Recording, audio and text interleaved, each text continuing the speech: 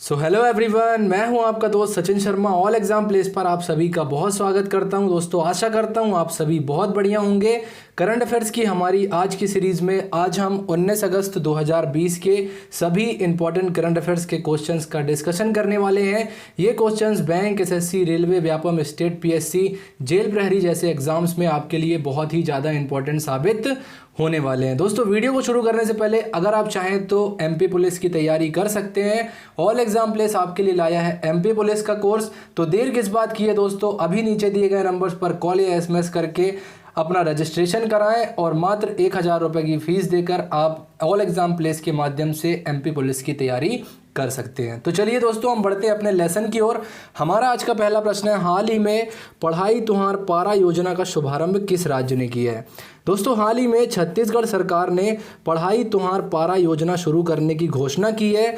पढ़ाई तुहार पारा का मतलब होता है दोस्तों पढ़ाई आपके मोहल्ले तक। छत्तीसगढ़ के जो मुख्यमंत्री हैं भूपेश बघेल जी, इन्होंने स्वतंत्रता दिवस के अवसर पर लॉकडाउन की वजह से राज्य के छात्रों की पढ़ाई जो प्रभावित हुई है और राज्य के जो 22 लाख छात्र छात्राएं हैं इनकी शिक्षा को निरंतर जारी रखने के उद्देश्य से ऑनलाइन शिक्षा योजना पढ़ाई तुहार द्वार योजना शुरू करने की घोषणा की है।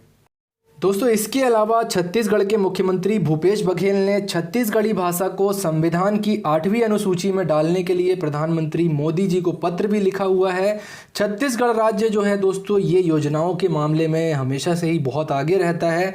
बीते दिनों की बात करें तो इंदिरा वन मितान योजना, गोधन न्याय योजना जैसी प्रमुख योजनाएं भी जो है छत्तीसगढ़ राज्य सरकार ने शुरू करने की घोषणा की हुई है। तो जो हमारा प्रश्न क्रमांक 1 है कि हाल ही में पढ़ाई तुहार पारा योजना का शुभारंभ किस राज्य ने किया है, तो ये किया है डी, छत्तीसगढ़ ने। हमारा अगला प्रश्न है, full spectrum India's war 1972 to 2020 पुस्तक के लेखक कौन है? दोस्तों, रिसेंटली सेवानिवृत्त air vice marshal Arjun Subramaniam जो हैं, इनके द्वारा full spectrum India's war 1972 to 2020 शीर्षक के नाम से एक किताब लिखी गई है। ये उनकी पहली पुस्तक India's wars a military history 1947 to 1971 की अगली कड़ी है। दोस्तों, ये पुस्तक भारत के दशकों से चले आ रहे युद्ध और व्यापक संघर्षों का वर्णन करती है। इस पुस्तक को Harper Collins private India limited द्वारा जो है प्रकाशित किया जाएगा।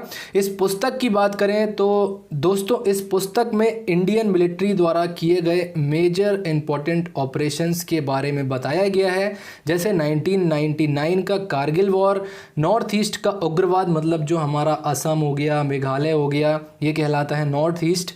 यहाँ पर जो उग्रवाद चल रहा है इसको, जम्मू कश्मीर में जो आतंकवाद है उसके बारे में, पंजाब में जो अलगाववादी हिंसा हो रही है उसके बारे में, भारतीय शांति सेना जो है उसका श्रीलंका में हस्तक्षेप, साथ ही लाइन ऑफ कंट्रोल LOC और line of actual control LAC वास्तविक नियंत्रण रेखा पर तनाव जैसी प्रमुख बातों को अपनी इस पुस्तक में जो है इन्होंने संकलित किया हुआ है। तो जो हमारा प्रश्न क्रमांक 2 है कि full spectrum India's war 1972 to 2020 पुस्तक के लेखक कौन है, तो ये हैं ए, अर्जुन सुब्रमण्यम। हमारा अगला प्रश्न है, हाल ही में राकेश अस्थाना को किस संगठन का महानिदेशक नियुक्त किया गया है? दोस्तों, हाल ही में भारत सरकार ने राकेश अस्थाना को सीमा सुरक्षा बल BSF का डायरेक्टर जनरल या महानिदेशक नियुक्त किया है।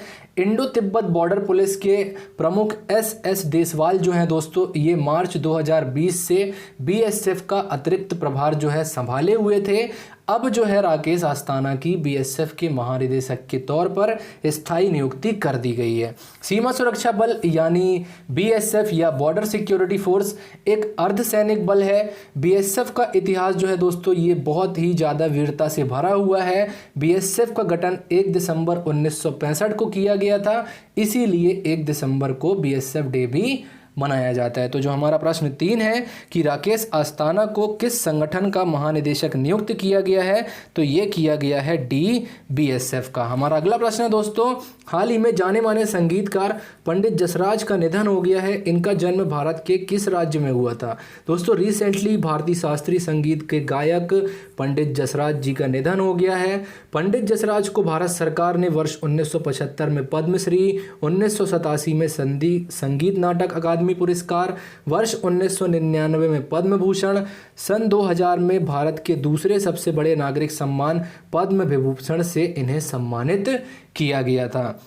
पंडित जसराज जो हैं दोस्तों, इनका पूरा नाम संगीत मार्तंड पंडित जसराज था। इन्होंने विश्व के 7 महाद्वीप में अपनी परफॉर्मेंस दी हुई है और ऐसा करने वाले ये एकमात्र शास्त्रीय संगीत के कलाकार हैं। अमेरिका के न्यू जर्सी में 90 वर्ष की आयु में बीते दिनों इनका निधन हो गया। दोस्तों अपनी गायकी को लेकर पंडित जसराज पूरी दुनिया में प्रसिद्ध थे। नासा ने भी पंडित जसराज को सम्मान देते हुए वर्ष 2019 में इनके 13 साल पुराने खोजे गए एक ग्रह का नाम पंडित जसराज के नाम पर रखा हुआ है। इस ग्रह की खोज इंटरनेशनल एस्ट्रोनॉटिकल यूनियन के वैज्ञानिकों ने मिलकर 2006 में की थी। पंडित जसराज जो हैं दोस्तों, इनकी जन्म तिथि होती है 28/1/1930। इनका जन्म जो है 28 जनवरी 1930 को भारत के हरियाणा राज्य में हुआ था। और जो वो ग्रह है, जिस ग्रह की खोज की थी 2006 में, जो इंटरनेशनल एस्ट्रोनॉटिकल यूनियन है, उस ग्रह का नंबर था 300128। तो इस ग्रह का जो है पूरा नाम है माइनर प्लैनेट 2006 VP32। इस ग्रह का नंबर पंडित जसराज की जन्मतिथि के बिल्कुल उल्टा था। तो इसलिए अंतर्राष्ट्रीय खगोलीय संघ ने पंडित जसराज के नाम पर ही इस ग्रह का नामकरण कर दिया। इस ग्रह का नामकरण करते वक्त दोस्तों नासा ने कहा था कि पंडित जसराज नामक ग्रह हमारे सौरमंडल में घूम रहा है और ये सूर्य की परिक्रमा कर रहा है। तो हमारा जो प्रश्न क्रमांक 4 है कि हाल ही में जाने माने संगीतकार पंडित जसराज का निधन हो गया, इनका जन्म भारत के किस राज्य में हुआ था, तो इनका जन्म हुआ था हरियाणा में। तो हमारा आंसर है बी, हरियाणा। हमारा अगला प्रश्न है दोस्तों, हाल ही में सत्यपाल मलिक को किस राज्य का राज्यपाल नियुक्त किया गया है। दोस्तों हाल ही में गोवा के राज्यपाल सत्यपाल मलिक का तबादला करके इन्हें मेघालय का राज्यपाल नियुक्त कर दिया गया है। वहीं महाराष्ट्र के राज्यपाल भगत सिंह कोश्यारी को गोवा के राज्यपाल का अतिरिक्त प्रभार सौंप दिया गया है। दोस्तों सत्यपाल मलिक जो हैं, ये भारत में बिहार एवं जम्मू कश्मीर जैसे राज्यों में बतौर राज्यपाल अपनी सेवाएं दे चुके हैं। सत्यपाल मलिक का सबसे महत्वपूर्ण कार्यकाल दोस्तों माना जाता है जम्मू एवं कश्मीर का।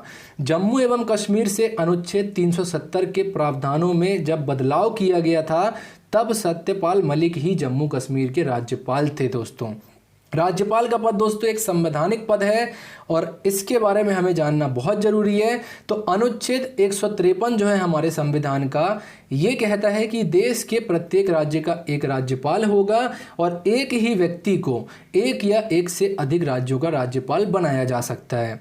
इसके बाद आता है अनुच्छेद 154। अनुच्छेद 154 ये कहता है कि राज्य की कार्यपालिका शक्ति राज्यपाल में निहित होगी और अनुच्छेद 155 में राज्यपाल की नियुक्ति राष्ट्रपति द्वारा की जाती है। इसका वर्णन जो है संविधान में किया गया है। आपको कमेंट बॉक्स में ये बताना है कि राज्यपाल को शपथ कौन दिलाते हैं। और सबसे इंपॉर्टेंट फैक्ट जो है दोस्तों, अनुच्छेद 213। अनुच्छेद 213 के तहत राज्यपाल को अध्यादेश जारी करने की शक्ति प्राप्त होती है। बहुत सारी परीक्षाओं में ये क्वेश्चन पूछा हुआ है, इसलिए इसको एकदम याद कर लीजिए। लौटते हैं प्रश्न पर। प्रश्न पूछा है कि सत्यपाल मलिक को किस राज्य का राज्यपाल नियुक्त किया गया है, तो ये किया गया है सी, मेघालय का। हमारा अगला प्रश्न है दोस्तों, हाल ही में चुनाव आयुक्त के पद से किसने इस्तीफा दे दिया है। तो दोस्तों हाल ही में अशोक लवासा ने चुनाव आयुक्त के पद से इस्तीफा दे दिया है। बीते 18 अगस्त को इन्होंने राष्ट्रपति श्री रामनाथ कोविंद को अपना इस्तीफा सौंप दिया है। अशोक लवासा जी ने इस्तीफा क्यों दिया है, तो दोस्तों अशोक लवासा जो हैं अब ये एशियाई विकास बैंक के या एडीबी एशियन डेवलपमेंट बैंक के उपाध्यक्ष का पद संभालने वाले हैं। ये जो हैं ये दिवाकर गुप्ता का स्थान लेंगे, जो कि वर्तमान में एशियन डेवलपमेंट बैंक के उपाध्यक्ष के पद पर पदस्थ हैं। इनका कार्यकाल आने वाले 31 अगस्त को समाप्त हो जाएगा। दोस्तों बहुत जल्दी लिया गया ये निर्णय नहीं है। जुलाई 2020 के जो मेरे करंट अफेयर्स के वीडियोस हैं उसमें भी मैंने इस क्वेश्चन को डिस्कस किया था। जुलाई 2020 में हुआ ये था कि एशियन डेवलपमेंट बैंक ने अशोक लवासा जी को अपना अगला उपाध्यक्ष बनाने की घोषणा की हुई थी। तो इसी के चलते जो है अब इनकी नियुक्ति जो है की जाएगी और इसी के चलते इन्होंने अपने पद से इस्तीफा दे दिया है। दोस्तों अशोक लवासा का चुनाव आयोग से अपने कार्यकाल से पहले जाना निर्वाचन आयोग के इतिहास में सिर्फ दूसरी घटना है। अभी अशोक लवासा जी जो हैं इनका 2 वर्षों का कार्यकाल बचा हुआ है। अशोक लवासा से पहले वर्ष 1973 में जो हमारे चीफ इलेक्शन कमिश्नर थे नागेंद्र सिंह जी, इन्होंने भी अपने पद से कार्यकाल पूरा होने से पहले ही इस्तीफा दे दिया था, क्योंकि इन्हें जो है उस समय हेग में जो अंतर्राष्ट्रीय न्यायालय स्थित है वहां पर बतौर जज नियुक्त किया गया था। तो दोस्तों आपके लिए एक क्वेश्चन है कि एशियाई विकास बैंक का मुख्यालय कहां पर स्थित है और इसकी स्थापना किस वर्ष हुई थी, ये आपको कमेंट बॉक्स में बताना है। यहीं पर समाप्त होता है हमारा आज का वीडियो। आपको हमारा वीडियो कैसा लगा कमेंट बॉक्स में जरूर बताएं। अगर आप हमारे चैनल पर नए हैं और अभी तक आपने हमारे चैनल को सब्सक्राइब नहीं किया है तो प्लीज इस चैनल को सब्सक्राइब करें, वीडियो को लाइक करें और अपने दोस्तों से शेयर करें। हम आपसे मिलेंगे अपने अगले वीडियो में, तब तक के लिए नमस्कार and thanks for watching this video.